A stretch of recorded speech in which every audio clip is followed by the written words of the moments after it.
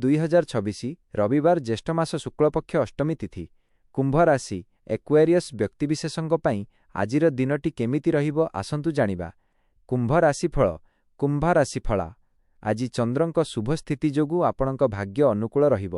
ମାନସିକ ଶାନ୍ତି ସହିତ ଦିନଟି ପ୍ରଗତିଶୀଳ ପ୍ରମାଣିତ ହେବ। କର୍ମକ୍ଷେତ୍ର ଓ ବ୍ୟବସାୟ କ୍ୟାରିୟର ବିଜନେସ୍ ଚାକିରି ଅଫିସରେ ଆପଣଙ୍କ କାମର ପ୍ରଶଂସା ହେବ। ସହକର୍ମୀ ଓ ବରିଷ୍ଠ ଅଧିକାରୀଙ୍କ ସହଯୋଗ ମିଳିବ, ଯାହାଦ୍ୱାରା ଅଟକି ରହିଥିବା କାର୍ଯ୍ୟ ସହଜରେ ସମ୍ପନ୍ନ ହେବ।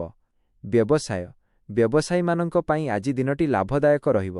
ବିଶେଷକରି ମିଡିଆ, ଆଇଟି କିମ୍ବା କ୍ରିଏଟିଭ୍ ଫିଲ୍ଡ ସହ ଜଡ଼ିତ ଲୋକଙ୍କୁ ନୂଆ ସୁଯୋଗ ମିଳିପାରେ।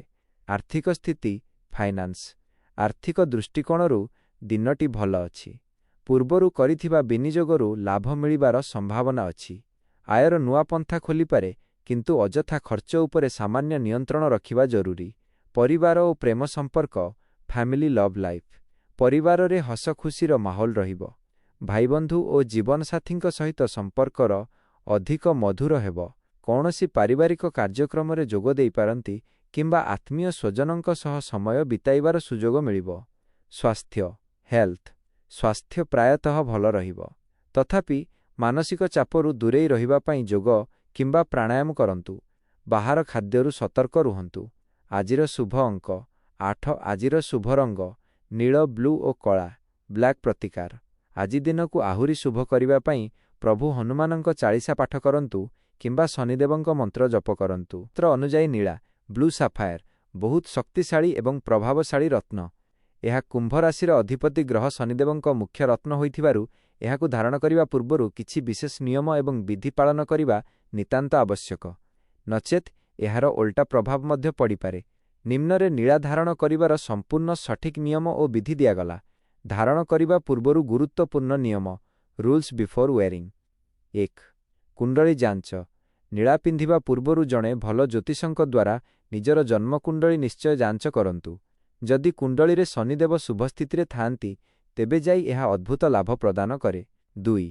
ରତ୍ନର ପରୀକ୍ଷା ଟେଷ୍ଟିଂ ନୀଳା ସବୁବେଳେ ପ୍ରଥମେ ପରୀକ୍ଷା କରାଯାଏ। ଏହାକୁ ମୁଦି ପ୍ରସ୍ତୁତ କରିବା ପୂର୍ବରୁ ଏକ ନୀଳ କପଡ଼ାରେ ବାନ୍ଧି ନିଜ ପକେଟରେ ରଖନ୍ତୁ କିମ୍ବା ଶୋଇବା ସମୟରେ ତକିଆ ତଳେ 3ରୁ 4 ଦିନ ରଖନ୍ତୁ। ଯଦି ଏହି ସମୟ ମଧ୍ୟରେ ଭଲ ନିଦ ହୁଏ, କୌଣସି ଖରାପ ସ୍ୱପ୍ନ ନ ଆସେ ଏବଂ କିଛି ଶୁଭ ଖବର ମିଳେ, ତେବେ ରତ୍ନଟି ଆପଣଙ୍କ ପାଇଁ ଅନୁକୂଳ ବୋଲି ଜାଣିବେ। 3. କେଉଁ ଧାତୁରେ ପିନ୍ଧିବେ ନୀଳାକୁ ସବୁବେଳେ ରୂପା, ସିଲଭର କିମ୍ବା ପଞ୍ଚଧାତୁ ମୁଦିରେ ପ୍ରସ୍ତୁତ କରାଯାଏ। ଏହାକୁ ସୁନାରେ ପିନ୍ଧିବା ଅନୁଚିତ। ମୁଦି ଏପରି ହେବା ଦରକାର ଯେପରି ରତ୍ନଟି ଆପଣଙ୍କ ଚର୍ମ ସ୍କିନ୍କୁ ସ୍ପର୍ଶ କରୁଥିବା। ଧାରଣ କରିବାର ସଠିକ୍ ବିଧି ଦ ୱେରିଂ ମେଥଡ଼ ନୀଳା ରତ୍ନକୁ ବିଧିପୂର୍ବକ ଶୁଦ୍ଧ ଏବଂ ଜୀବନ୍ତ ଏକ୍ଟିଭେସନ୍ କରି ପିନ୍ଧିବା ଉଚିତ। ସଠିକ୍ ସମୟ ଓ ଦିନ ଶନିବାର ସକାଳ ଯେକୌଣସି ଶୁକ୍ଳପକ୍ଷର ଶନିବାର ସକାଳେ ସୂର୍ଯ୍ୟୋଦୟ ପରେ 2 ଘଣ୍ଟା ମଧ୍ୟରେ ଏହି ମୁଦି ଧାରଣ କରିବା ଶ୍ରେଷ୍ଠ। ରତ୍ନ ଶୁଦ୍ଧିକରଣ ପଞ୍ଚାମୃତ ବ୍ୟବହାର ଶନିବାର ସକାଳେ ସ୍ନାନ ସାରି ସ୍ୱଚ୍ଛ ପୋଷାକ ପିନ୍ଧନ୍ତୁ। ଏହାପରେ ମୁଦିକୁ ଏକ ପାତ୍ରରେ ରଖି ଗଙ୍ଗାଜଳ, କଞ୍ଚା କ୍ଷୀର, ମହୁ, ଘିଅ ଏବଂ ଦହି ପଞ୍ଚାମୃତ ମିଶ୍ରଣରେ କିଛି ସମୟ ବୁଡ଼ାଇ ରଖନ୍ତୁ, ଯାହାଦ୍ୱାରା ରତ୍ନର ନକାରାତ୍ମକ ଶକ୍ତି ଦୂର ହେବ। ପୂଜା ଓ ମନ୍ତ୍ର ଜପ 108 ଥର ଜପମୁଦିକୁ ସେଥିରୁ ବାହାର କରି ସ୍ୱଚ୍ଛ ଜଳରେ ଧୋଇ ଦିଅନ୍ତୁ ଏବଂ ଏକ ନୀଳ କପଡ଼ା ଉପରେ ରଖନ୍ତୁ। ଶନିଦେବଙ୍କ ସମ୍ମୁଖରେ ଦୀପ ଜାଳି ଏହି ମନ୍ତ୍ରକୁ 108 ଥର ଜପ କରନ୍ତୁ। ଧାରଣ କରିବା ମଝି ଆଙ୍ଗୁଠି ମନ୍ତ୍ର ଜପ ସରିବା ପରେ ଶନିଦେବଙ୍କୁ ପ୍ରଣାମ କରି ମୁଦିକୁ ଆପଣଙ୍କ ଡାହାଣ ହାତର ମଝି ଆଙ୍ଗୁଠି ମିଡଲ୍ ଫିଙ୍ଗର ମଧ୍ୟମାରେ ଧାରଣ କରନ୍ତୁ। କ'ଣ କରିବେ ନାହିଁ? ପ୍ରିକସନ୍ସ ନୀଳା ରତ୍ନ ସହିତ କେବେ ହେଲେ ମାଣିକ୍ୟ, ରୁବି, ମୁଗା କରାଲ କିମ୍ବା ପୋଖରାଜ ୟେଲୋ ସାଫାୟାର ଧାରଣ କରନ୍ତୁ ନାହିଁ। ଶନିଦେବଙ୍କ ସହିତ ସୂର୍ଯ୍ୟ, ମଙ୍ଗଳ ଏବଂ ଗୁରୁଙ୍କର ଶତ୍ରୁତା ଥିବାରୁ ଏହା କ୍ଷତି ପହଞ୍ଚାଇପାରେ। ନୀଳା ରତ୍ନରେ କୌଣସି ପ୍ରକାରର ଦାଗ, ଫାଟ କ୍ରାକ୍ କିମ୍ବା ଅସ୍ପଷ୍ଟତା ରହିବା ଉଚିତ ନୁହେଁ। ସମ୍ପୂର୍ଣ୍ଣ ସ୍ୱଚ୍ଛ ଓ ପ୍ରାକୃତିକ ରତ୍ନ ହିଁ ବ୍ୟବହାର କରନ୍ତୁ।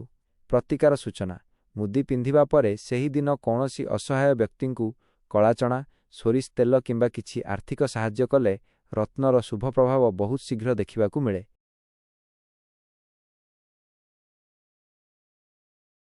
ଆକ୍ୱେରିୟସର ବ୍ୟକ୍ତିବିଶେଷଙ୍କ ପାଇଁ ବର୍ତ୍ତମାନ ଶନିଙ୍କ 7.5 ସାନି 7.5 ଚାଲୁଅଛି। କୁମ୍ଭ ରାଶିର ନିଜ ଅଧିପତି ଗ୍ରହ ଶନିଦେବ ହୋଇଥିବାରୁ ଏହି 7.5 ଅନ୍ୟ ରାଶି ଅପେକ୍ଷା କମ୍ କଷ୍ଟ। ଆକ୍ୱେରିୟସର ବ୍ୟକ୍ତିବିଶେଷଙ୍କ ପାଇଁ ବର୍ତ୍ତମାନ ଶନିଙ୍କ 7.5 ସାନି 7.5 ଚାଲୁଅଛି। କୁମ୍ଭ ରାଶିର ନିଜ ଅଧିପତି ଗ୍ରହ ଶନିଦେବ ହୋଇଥିବାରୁ ଏହି 7.5 ଅନ୍ୟ ରାଶି ଅପେକ୍ଷା କମ୍ କଷ୍ଟ। ଅଧିପତି ଗ୍ରହ ଶନିଦେବ ହୋଇଥିବାରୁ ଏହି ରାଶିର ବ୍ୟକ୍ତିମାନେ ସାଧାରଣତଃ ବହୁତ ଗଭୀର ଚିନ୍ତାଧାରା ସମ୍ପନ୍ନ, କ୍ରିଏଟିଭ୍ ଏବଂ ପରିଶ୍ରମୀ ହୋଇଥାନ୍ତି। କିନ୍ତୁ ବର୍ତ୍ତମାନ ଚାଲୁଥିବା ଶନିଙ୍କ 7.5 ଯୋଗୁଁ ଆପଣଙ୍କ ମନରେ ଅଯଥା ଚିନ୍ତା, ନକାରାତ୍ମକ ଭାବନା ଏବଂ ଏକାଗ୍ରତା କନସେଣ୍ଟ୍ରେସନର ଅଭାବ ଦେଖାଦେଇପାରେ। ମାନସିକ ଶାନ୍ତି ଫେରି ପାଇବା ଏବଂ ନିଜ କାମ ବା ପଢ଼ାପଢ଼ିରେ ମନକୁ ସମ୍ପୂର୍ଣ୍ଣ ଏକାଗ୍ର କରିବା ପାଇଁ ଜ୍ୟୋତିଷଶାସ୍ତ୍ର ଏବଂ ବାସ୍ତୁ ଅନୁଯାୟୀ କିଛି ଅତି ସରଳ ଉପାୟ ନିମ୍ନରେ ଦିଆଗଲା। ମାନସିକ ଶାନ୍ତି ପାଇଁ ଆଧ୍ୟାତ୍ମିକ ପ୍ରତିକାର। ମନକୁ ସ୍ଥିର କରିବା ପାଇଁ ଭଗବତ ଆରାଧନା ଏବଂ ମନ୍ତ୍ରର ଶକ୍ତି ବହୁତ ପ୍ରଭାବଶାଳୀ ହୋଇଥାଏ। 1. ଚନ୍ଦ୍ରଦେବଙ୍କ ଉପାସନା। ଭଗବାନ ଶିବଙ୍କ ପୂଜା। ଜ୍ୟୋତିଷରେ ମନର କାରକ ଗ୍ରହ ହେଉଛନ୍ତି ଚନ୍ଦ୍ର। ମନକୁ ଶାନ୍ତ ରଖିବା ପାଇଁ ପ୍ରତି ସୋମବାର ଦିନ ଶିବଲିଙ୍ଗରେ ଚନ୍ଦନ ଲାଗି କରନ୍ତୁ ଏବଂ କଞ୍ଚା କ୍ଷୀର ସହିତ ଜଳ ଅଭିଷେକ କରନ୍ତୁ। 2. ଓ ନମଃ ଶିବାୟ ଜପ। ପ୍ରତିଦିନ ସକାଳେ କିମ୍ବା ସନ୍ଧ୍ୟାରେ ମାତ୍ର 10ରୁ 15 ମିନିଟ୍ ଆଖି ବନ୍ଦ କରି ଶାନ୍ତ ସ୍ଥାନରେ ବସି ଓ ନମଃ ଶିବାୟ ମନ୍ତ୍ରର ମାନସିକ ଜପ କରନ୍ତୁ। ଏହା ମସ୍ତିଷ୍କକୁ ଆଲଫା ତରଙ୍ଗ ଆଲଫା ୱେଭ୍ସ ପ୍ରଦାନ କରି ଗଭୀର ଶାନ୍ତି ଦିଏ। 3. ହନୁମାନ ବାହୁକ କିମ୍ବା ଚାଳିଶା। ଯଦି ମନରେ ଅଜଣା ଭୟ ବା ଖରାପ ଚିନ୍ତା ଆସୁଥାଏ, ତେବେ ରାତିରେ ଶୋଇବା ପୂର୍ବରୁ ହନୁମାନ ଚାଳିଶା ପାଠ କରନ୍ତୁ। ଏକାଗ୍ରତା ବୃଦ୍ଧି ପାଇଁ ବାସ୍ତବିକ ଏବଂ ବୈଜ୍ଞାନିକ ଉପାୟ। ନିଜର ଦୈନନ୍ଦିନ ଅଭ୍ୟାସ ଏବଂ କାର୍ଯ୍ୟକ୍ଷେତ୍ରରେ କିଛି ଛୋଟ ପରିବର୍ତ୍ତନ ଆଣି ଆପଣ ଫୋକସ୍ ବଢ଼ାଇ ପାରିବେ। ପ୍ରାଣାୟାମ ଓ ଅନୁଲୋମ ବିଲୋମ। ପ୍ରତିଦିନ ସକାଳେ 10 ମିନିଟ୍ ସକାଳେ ଶୀଘ୍ର ଉଠି ସ୍ୱଚ୍ଛ ବାୟୁରେ ଅତିକମରେ 10 ମିନିଟ୍ ଅନୁଲୋମ ବିଲୋମ ଏବଂ ଭ୍ରାମରୀ ପ୍ରାଣାୟାମ କରନ୍ତୁ। ଏହାଦ୍ୱାରା ମସ୍ତିଷ୍କକୁ ଅମ୍ଳଜାନ ସଠିକ୍ ଭାବେ ମିଳିଥାଏ ଏବଂ ଏକାଗ୍ରତା ଦ୍ୱିଗୁଣିତ ହୁଏ। ପଢ଼ିବା ବା କାମ କରିବାର ସଠିକ୍ ଦିଗ, ପୂର୍ବ କିମ୍ବା ଉତ୍ତର ଦିଗ। ଆପଣ ନିଜ କମ୍ପ୍ୟୁଟର, ଲାପଟପ୍ କାମ କରୁଥିବା ସମୟରେ କିମ୍ବା ପଢ଼ିବା ସମୟରେ ନିଜର ମୁହଁ ସଦାବେଳେ ପୂର୍ବ, ଇଷ୍ଟ କିମ୍ବା ଉତ୍ତର, ନର୍ଥ ଦିଗକୁ ରଖନ୍ତୁ। ଏହି ଦିଗରୁ ସକାରାତ୍ମକ ଶକ୍ତି ପ୍ରବାହିତ ହୋଇଥାଏ, ଯାହା ମନକୁ ଭ୍ରମିତ ହେବାକୁ ଦିଏ ନାହିଁ। କାର୍ଯ୍ୟକ୍ଷେତ୍ରର ବାସ୍ତୁ ଟିପ୍ସ। ସବୁଜ ରଙ୍ଗ ଓ କର୍ପୂର। ଆପଣଙ୍କ ଟେବୁଲ ଉପରେ ଏକ ଛୋଟ ସବୁଜ ଗଛ, ଯେପରିକି ମନି ପ୍ଲାଣ୍ଟ କିମ୍ବା ବାଉଁଶ ଗଛ ରଖନ୍ତୁ। ସନ୍ଧ୍ୟା ସମୟରେ ଘରେ ଏବଂ ନିଜ କାର୍ଯ୍ୟକ୍ଷେତ୍ରରେ କର୍ପୂର, କ୍ୟାମ୍ଫର ଜଳାନ୍ତୁ। ଏହାର ସୁଗନ୍ଧ ନକାରାତ୍ମକ ଚିନ୍ତାଧାରାକୁ ତୁରନ୍ତ ଦୂର କରିଥାଏ। ରୂପା ପାତ୍ରରୁ ଜଳପାନ। ଶନିବାର ରାତି। ପ୍ରତିଦିନ ରାତିରେ ଏକ ରୂପା ଗ୍ଲାସ ବା ପାତ୍ରରେ ପାଣି ରଖି ସକାଳେ ତାହାକୁ ପିଅନ୍ତୁ। ଯଦି ରୂପା ପାତ୍ର ନାହିଁ, ତେବେ ଏକ ସ୍ୱଚ୍ଛ ଗ୍ଲାସରେ ପାଣି ରଖି ସେଥିରେ ଏକ ରୂପା ମୁଦି କିମ୍ବା ଚାମଚ ପକାଇ ରଖନ୍ତୁ। ଏହା ଜ୍ୟୋତିଷ ଶାସ୍ତ୍ର ଅନୁଯାୟୀ କୁଣ୍ଡଳୀରେ ଚନ୍ଦ୍ରଙ୍କୁ ମଜବୁତ କରେ ଏବଂ ମାନସିକ ସ୍ଥିରତା ଆଣେ। ରତ୍ନ ଓ ରଙ୍ଗର ସାହାଯ୍ୟ। Gemstone colour. ଜାମୁନିଆ ଆମେଥିଷ୍ଟ। କୁମ୍ଭ ରାଶିର ବ୍ୟକ୍ତିମାନଙ୍କ ପାଇଁ ଜାମୁନିଆ ରତ୍ନ ମାନସିକ ଶାନ୍ତି ଏବଂ ଏକାଗ୍ରତା ପାଇଁ ଏକ ବରଦାନ ସଦୃଶ। ଏହା ଅତ୍ୟଧିକ ଚିନ୍ତା, ଓଭରଥିଙ୍କିଂକୁ ନିୟନ୍ତ୍ରଣ କରେ।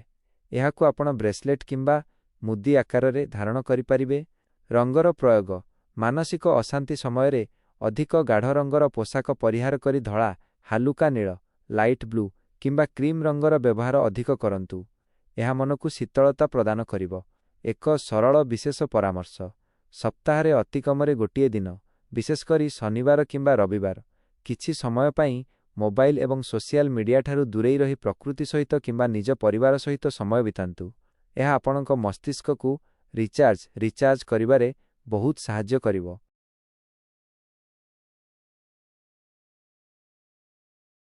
ଏକ୍ୱେରିୟସର ବ୍ୟକ୍ତିମାନେ ସ୍ୱଭାବଗତ ଭାବେ ବହୁତ ପରିଶ୍ରମୀ, ବୁଦ୍ଧିମାନ ଏବଂ ସ୍ୱାଧୀନ ଚିନ୍ତାଧାରାର ଲୋକ ହୋଇଥାନ୍ତି। ଆପଣଙ୍କ ରାଶିର ଅଧିପତି ଗ୍ରହ ହେଉଛନ୍ତି ଶନିଦେବ, ଯାହାଙ୍କୁ କର୍ମ ଏବଂ ଅଧ୍ୟବସାୟର ଦେବତା ବୋଲି କୁହାଯାଏ।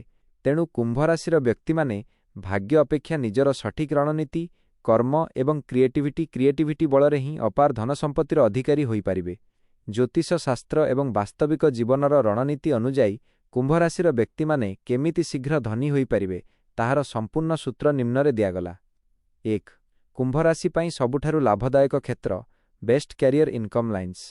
କୁମ୍ଭ ରାଶି ହେଉଛି ଏକ ବାୟୁ ତତ୍ତ୍ୱର ରାଶି। ଏହି ରାଶିର ଲୋକମାନେ ପାରମ୍ପରିକ କାମ ଅପେକ୍ଷା ଆଧୁନିକ ଏବଂ ବୁଦ୍ଧିଭିତ୍ତିକ କାମରେ ଅଧିକ ସଫଳ ହୁଅନ୍ତି। ଟେକ୍ନୋଲୋଜି ଓ computer, IT, software development, programming ଯେପରିକି ପାଇଥନ୍, ଡାଟା ଆନାଲିସିସ୍ ଏବଂ ୱେବ୍ ଡିଜାଇନିଂ କ୍ଷେତ୍ର ଆପଣଙ୍କ ପାଇଁ ସୁନା ଖଣି ସଦୃଶ।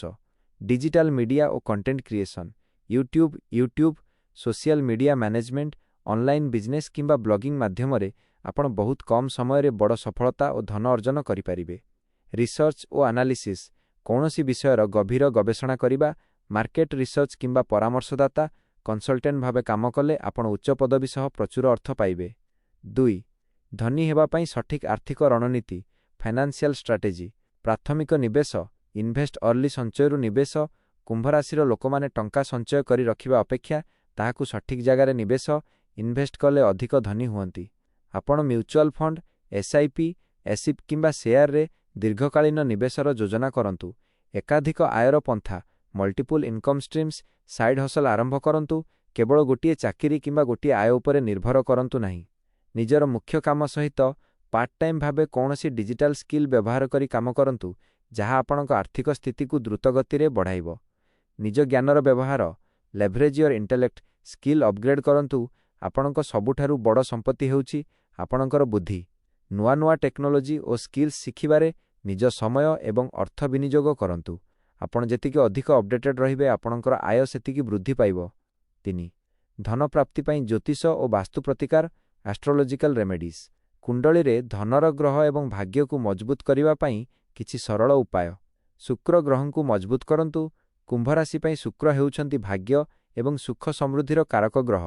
ଧନ ଆକର୍ଷିତ କରିବା ପାଇଁ ପ୍ରତି ଶୁକ୍ରବାର ଦିନ ମହାଲକ୍ଷ୍ମୀଙ୍କ ସ୍ତୋତ୍ର ପାଠ କରନ୍ତୁ ଏବଂ ସୁଗନ୍ଧିତ ସେଣ୍ଟ କିମ୍ବା ଅତର ବ୍ୟବହାର କରନ୍ତୁ। ଶନିଦେବଙ୍କ ଆଶୀର୍ବାଦ। ଶନିଦେବ ପ୍ରସନ୍ନ ହେଲେ ରଙ୍କୁକୁ ରାଜା କରିଦିଅନ୍ତି। ପ୍ରତି ଶନିବାର ସନ୍ଧ୍ୟାରେ ଓସ୍ତ ଗଛ ମୂଳେ ସୋରିଷ ତେଲର ଦୀପ ଜାଳନ୍ତୁ। ନିଜ ସାଙ୍ଗରେ ସବୁବେଳେ ଏକ ନୀଳ ରଙ୍ଗର ରୁମାଲ କିମ୍ବା ପର୍ସ ରଖନ୍ତୁ। ବାସ୍ତୁ ଟିପ୍ସ ଘରର ଉତ୍ତର ଦିଗ କୁବେରଙ୍କ ଦିଗକୁ ସବୁବେଳେ ସ୍ୱଚ୍ଛ ରଖନ୍ତୁ।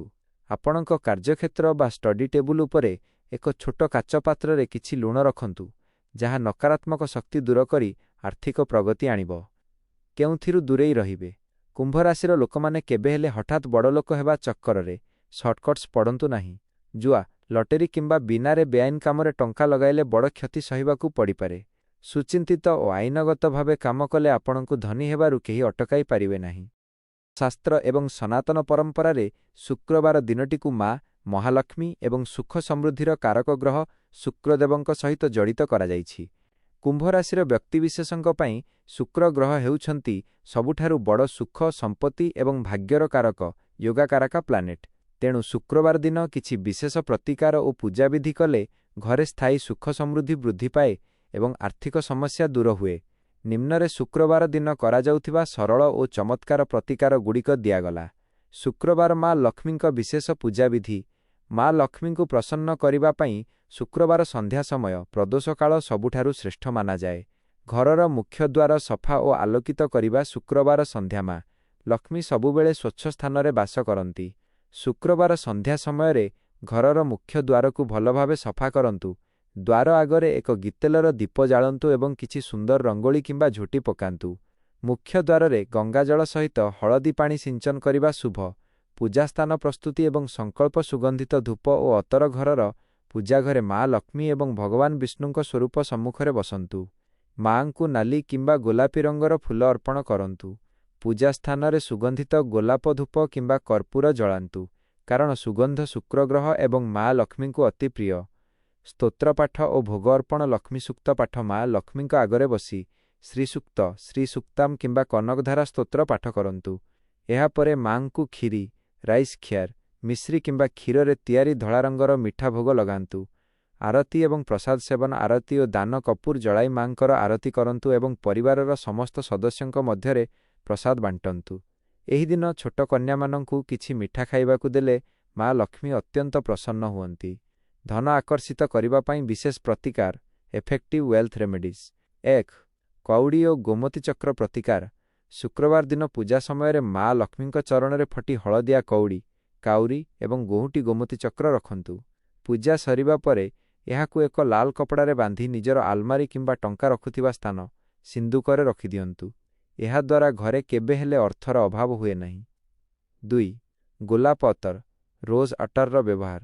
ପ୍ରତି ଶୁକ୍ରବାର ଦିନ ସକାଳେ ସ୍ନାନ ସାରି ମା ଲକ୍ଷ୍ମୀଙ୍କ ପାଦରେ ସାମାନ୍ୟ ଗୋଲାପ ଅତର ଲଗାନ୍ତୁ ଏବଂ ନିଜର ବେକ ଓ ହାତ ମୁଠାରେ ମଧ୍ୟ ସେହି ଅତର ବ୍ୟବହାର କରନ୍ତୁ।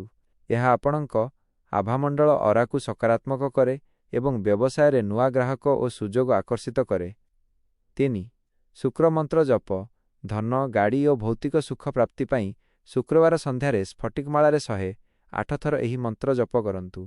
ଓ ସୁଂ ଶୁକ୍ରାୟ ନମଃ ଓମ୍ ସୁଂ ଶୁକ୍ରାୟ ନମଃ। ଶୁକ୍ରବାର ଦିନ କ'ଣ କରିବେ ନାହିଁ? ପ୍ରିକସନ୍ସ। ଋଣ ଦେବା ନାହିଁ।